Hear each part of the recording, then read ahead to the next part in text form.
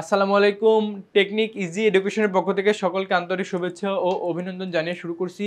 আমি মইনুল ইসলাম চলে আসলাম তোমাদের অর্থাৎ নবম দশম শ্রেণী এবং যারা 2026 সালে মানবিক বিভাগ থেকে এসএসসি পরীক্ষায় অংশগ্রহণ করবে তাদের জন্য।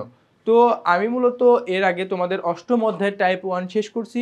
এখন আমি টাইপ 2 নিয়ে আলোচনা করব। দেখো টাইপ 2টা দেখো, টাইপ 2টা খেয়াল করো। দেখো টাইপ 2 এর নাম হচ্ছে বাংলাদেশের স্থানীয় সরকার ব্যবস্থার স্বরূপ। দেখো বলছে টাইপ 2 বলছে বাংলাদেশের স্থানীয় সরকার ব্যবস্থার স্বরূপ। টাইপ 2 এর যে প্রথম এমসিকিউটা আছে সেটা একটু ফলো করো।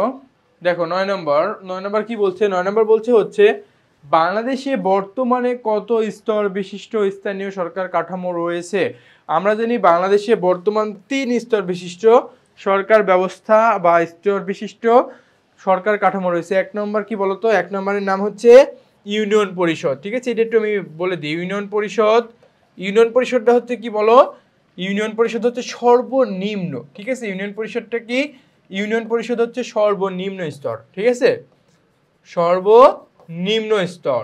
এরপরে হচ্ছে উপজেলা, এরপরে হচ্ছে উপজেলা পরিষদ, তারপরে হচ্ছে জেলা পরিষদ, এবার হচ্ছে উপজেলা পরিষদ, এরপর হচ্ছে কি, এরপর 3 নম্বরটা হচ্ছে জেলা পরিষদ। এই তিনটা মিলে কি বলতো? এই তিনটা মিলে স্থানীয় সরকার কাঠামো গঠিত হয়। এই তিনটা মিলে কি হয়? স্থানীয় সরকারি কাঠামোটা গঠিত হয়। এরপরে দেখো আমরা 10 নম্বরে চলে যাই।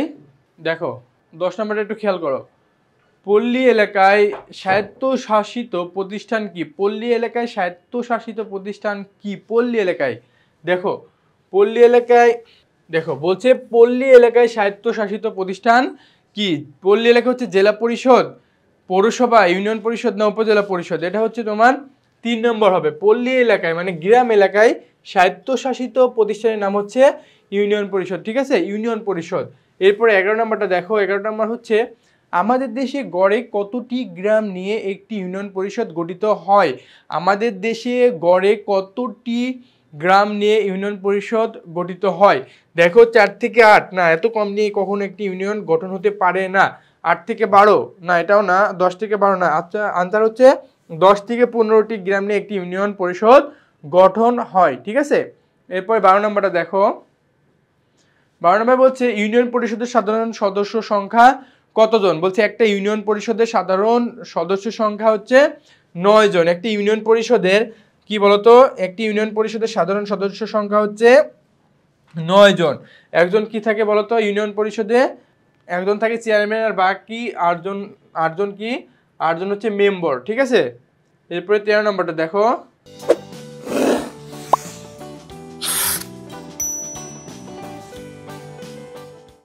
13 নম্বরটা হচ্ছে ইউনিয়ন পরিষদের মহিলাদের জন্য কয়টি আসন সংরক্ষণ করা হয়েছে? বলছে ইউনিয়ন পরিষদে মহিলাদের জন্য কয়টি আসন সংরক্ষণ করা হয়েছে? ইউনিয়ন পরিষদে মহিলাদের জন্য আসন সংখ্যা হচ্ছে মাত্র 3টি। ঠিক আছে, আনসার কি?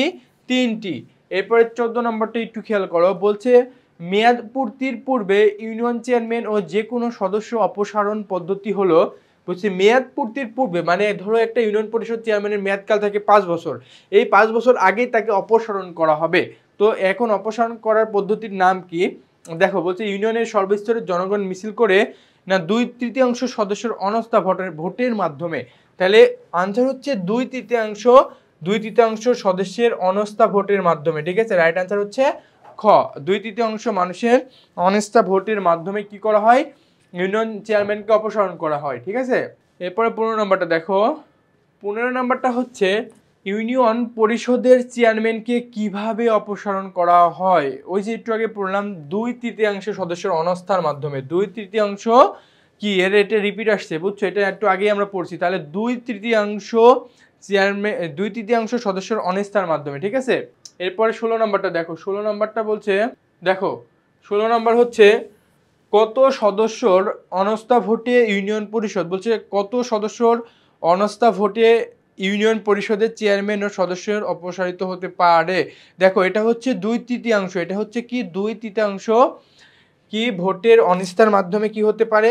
ইউনিয়ন পরিষদকে অপসারণ করা যেতে পারে। ঠিক আছে, এরপরে দেখো 17 নম্বরটা। 17 নম্বর খেয়াল করো। 17 হচ্ছে নিচের কোনটি ইউনিয়ন পরিষদের কাজ? নিচের কোনটি ইউনিয়ন পরিষদের কাজ? মেধাবী শিক্ষার্থীদের বৃত্তি প্রদান, নারী ও শিশু নির্যাতন রোধ, আন্তঃ ইউনিয়ন সংযোগকারী রাস্তা নির্মাণ, না হচ্ছে পারস্পরিক বিরোধ নিরসন করা। এটার আনসার হচ্ছে 4। ঠিক আছে, এটার আনসার কি 4। পারস্পরিক বিরোধ নিরসন করা, পারস্পরিক বিরোধটা নিরসন করা হচ্ছে ইউনিয়ন পরিষদের কাজ। ঠিক আছে, এরপর 18 দেখো, 18 নম্বরটি একটু খেয়াল করো।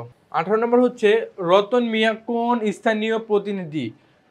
ও আচ্ছা, উদ্দীপক আছে, দেখি উদ্দীপকটা পড়ি। দেখো, এটা সকল বোর্ডে আসছিল 15 সালে। দেখো বলছে রতন মিয়া রসুলপুর গ্রামের জনপ্রতিনিধি, জনগণের উন্নয়নের জন্য তিনি কুটির শিল্প স্থাপন করেন, এলাকার শিক্ষা বিস্তারের জন্য শিক্ষাদান কেন্দ্র ও লাইব্রেরি প্রতিষ্ঠা করেন। কি বলছে? এলাকার শিক্ষা বিস্তারের জন্য তিনি শিক্ষাদান কেন্দ্র ও লাইব্রেরি প্রতিষ্ঠা করেন।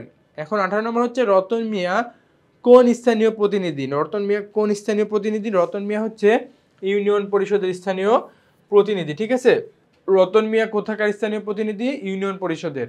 এরপরে দেখো হচ্ছে 19 নম্বর 18। ও আচ্ছা, আমাদের এই টাইপ শেষ। ঠিক আছে, আমাদের টাইপ 2 শেষ। ওকে, দেখো আমরা অষ্টম অধ্যায়ে টাইপ 2 শেষ করছি। আমরা পরবর্তীতে কোনো একটি ভিডিওতে টাইপ 3 নিয়ে তোমাদের সঙ্গে হাজির হয়ে যাব। সে পর্যন্ত ভালো থাকো, সুস্থ থাকো, আল্লাহ হাফেজ।